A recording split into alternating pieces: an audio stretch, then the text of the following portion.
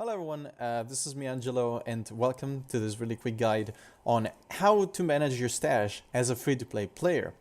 Now I've seen online a lot of people, they just say that they have no space in their stashes, that the game is pay to win because you have to buy stashes in order to enjoy the game. It's a pain in the ass to not have more stash tabs, etc, etc. You've probably seen that already.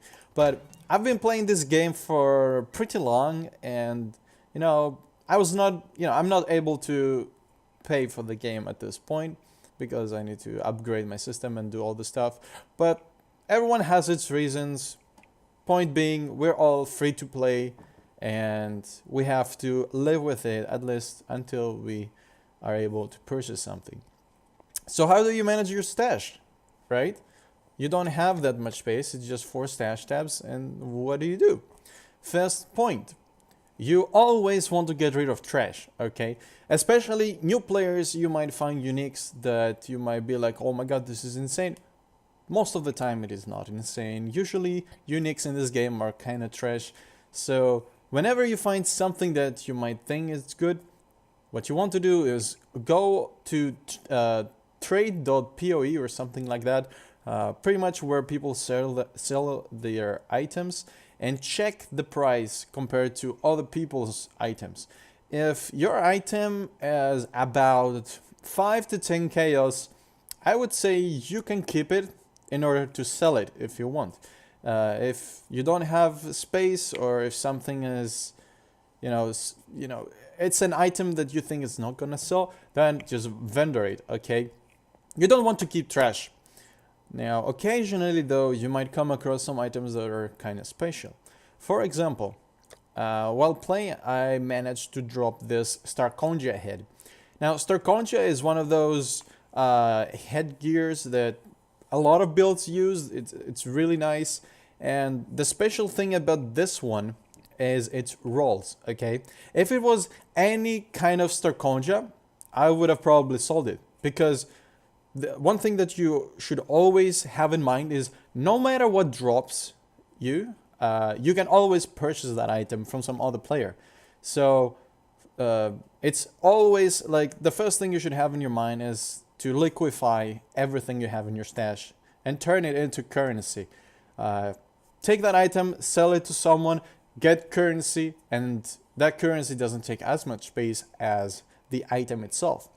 In this case though, you can see that the rolls on this Starkonja are pretty good, right? It's max evasion rating, max life, and then it's decent dexterity.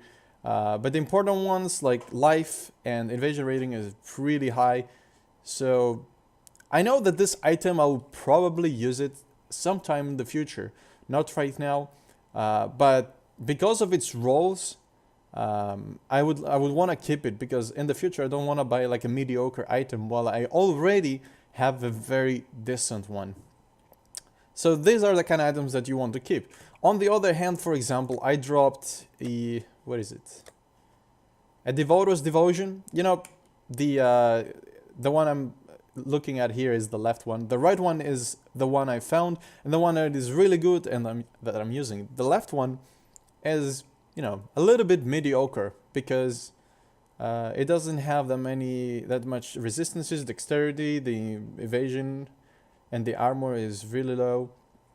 Overall, it's a good item, but it has bad rolls. So what you want to do in that case is just sell it. You put it out for sale, other people would want to buy it. You don't have to hit like the topmost price or get like the most profit out of it. Think that you don't have a storage, okay? You don't have a big stash where you can just keep that item, put it out there for like 2 weeks and then sell it like after 2 weeks. You can't do that. You want to sell it as fast as possible, so your item has to be among the cheapest when someone goes to search for that item. Try to sell your items as fast as possible is what I'm trying to say. And try to sell most of your items unless you need them either immediately, like right now, or you will probably need it sometime in the future, and that item is special. It has very good rolls. It's a superb item. Okay. Now, second thing you want to do is manage your currency. You don't want to have a bunch of a single type of currency. Usually, for example, if you have a bunch of chaos, you want to upscale that currency, which means find a player who would give you an exile for your chaos. So if you have a bunch of chaos, you sell all the chaos for one exile, you save a bunch of space. Now, in this case, what I've done is kind of weird. It's something that usually free-to-play guys would not want to do, which is flip currency at at big scale. Flipping currency is usually something that is being done by people that have the currency stash tab, because you can store a bunch of currency in order to exchange it later. In this case, though, I felt that I could do it because I had a lot of space by following these tips, and I flipped alchemies for exiles, or I flipped exiles for alchemies. So I bought a bunch of alchemies anyway, and you can see here it's just a mess. Also, another thing that you should do is don't really be so preoccupied that, oh my god, my stash needs to be like all of my currency is there, and then all of my selling shit is there, and then the maps are there. Yes, you want to have everything like finely separated, but don't go crazy over like how it's organized, because you can just come over here and just like search whatever it is, like sextants, for example. Bam, you have like all your sextants. You don't like, you can very quickly find what you want, even if your stash is completely unorganized. So yeah, you want to upscale your currency. In case though that you don't want to trade with other players, what you can do with currency is that you can come over to Oriath and you can find an NPC and exchange your currency with that NPC. So here, if you come to Lani, you can see you can actually exchange whatever it is that you have. Say I have a bunch of orbs of chances and nobody buys orbs of chance. Well, I can come over here and then exchange it to scoring orbs, which are much more useful. And then I instantly use 4 orbs of chances, make some space in the stash, also get something valuable from it. I don't lose value. I just pack all that value into like an item, which is this orb here. If I have a bunch of those, then I can do, say, orbs of regret, and then, increase the value, well, decrease the space while keeping the value at the same level.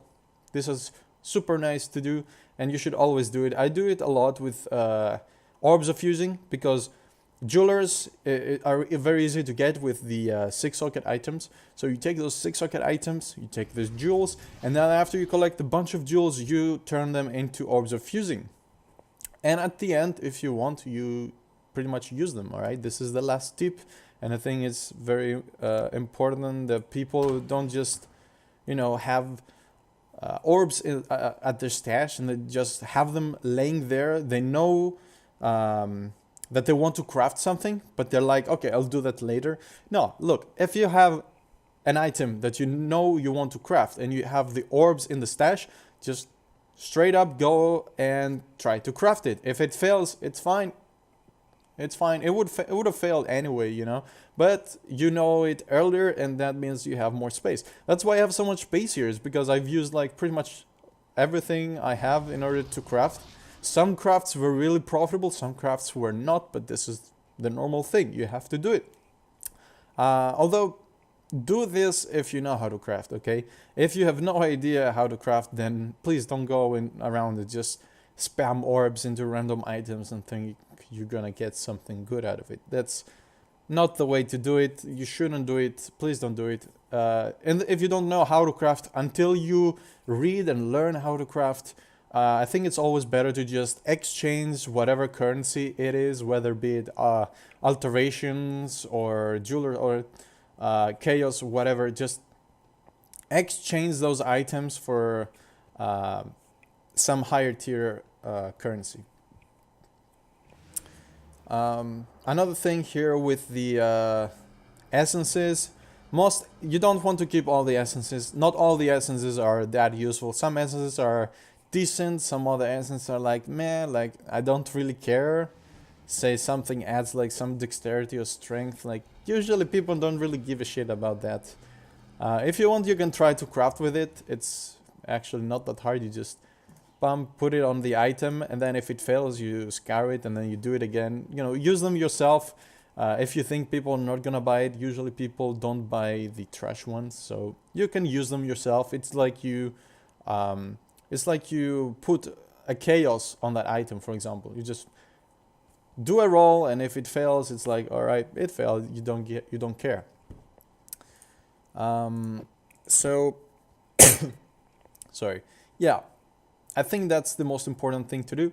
Also, another thing last is the divination cards.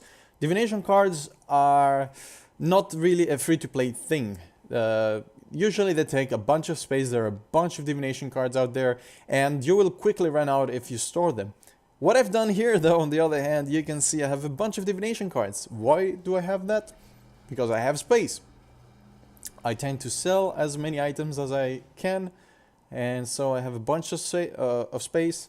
And I was like, well, until I need space, I'm just gonna store these divination cards there just for the sake of it. Usually what you want to do, though, if you don't have space, is you want to either keep divination cards that you want to sell or that are sellable, you know, higher price than, or around 1 chaos.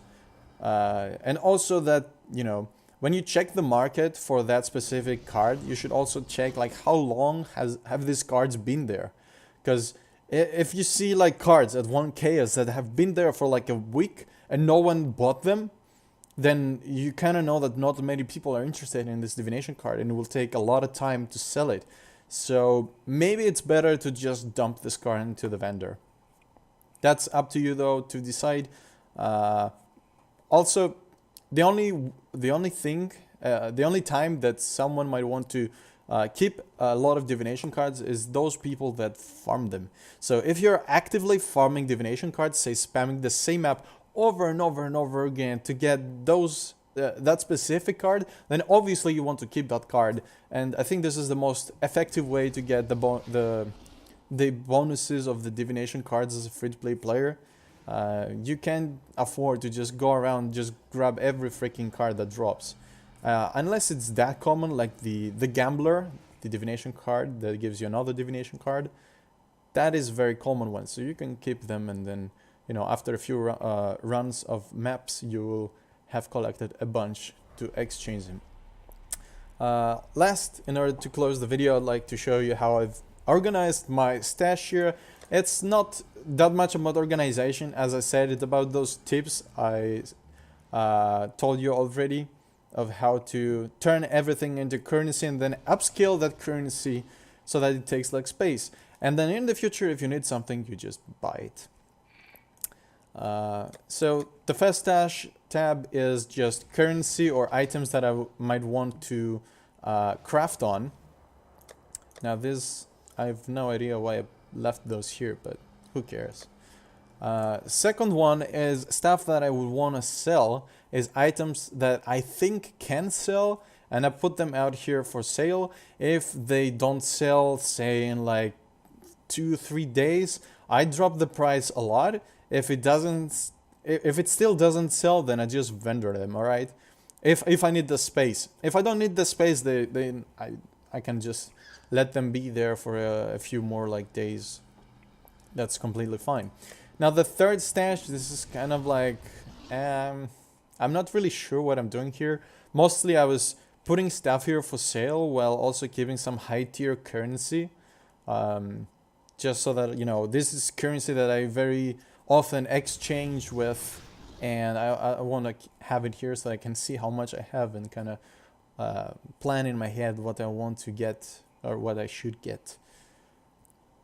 Fossil crafting, by the way, just a small parenthesis here. Fossil crafting is not that easy for free-to-play players because you need a bunch of fossils to craft, and usually they take a lot of space. So unless you just go full on, all right, now we do a fossil crafting and just buy out fossils and start crafting with those fossils, it's not worth just you know, stacking fossils somewhere. I think it's better to just sell them, and then whenever you want to do fossil crafting, you just buy them back from other players. Again, turn it into currency. And the last one is maps. Maps, scarabs, and a bunch of RNG items, which I have no idea what they're doing here. It doesn't really matter. If I need space, I just dump them. Yeah, maps, important. Always sell them, alright? If it's not like a high tier map that you're probably gonna run, well, if it's not a map that you're going to run, or if it's not a high tier one, you probably want to sell them. Also, make sure you sell them very cheap, because there are a lot of players selling maps, alright? And you don't have the privilege of having a bunch of space, so you want to sell them as quickly as possible, and that's why you should put a price a little bit below the market. It's completely fine. Maps drop, you know, a lot, and the loss that you will have by selling them below market value is not that much, and you gain a lot by having, you know, extra space. You find more maps, put them in, sell them, and that way you can sustain, say, cartographers, chisels, or alchemies. It's I think a really nice strategy that everyone should follow. And I think with that, I'm gonna close the video. I think this is all you need to enjoy the game as a free-to-play player, and keep your stash at the same level.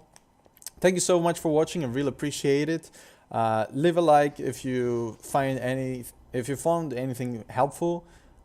Make sure you subscribe, and also leave a comment, because I don't know, they say it helps the video out. I really appreciate. Say something like hi, or what's up, or thanks, or I don't know, just type something.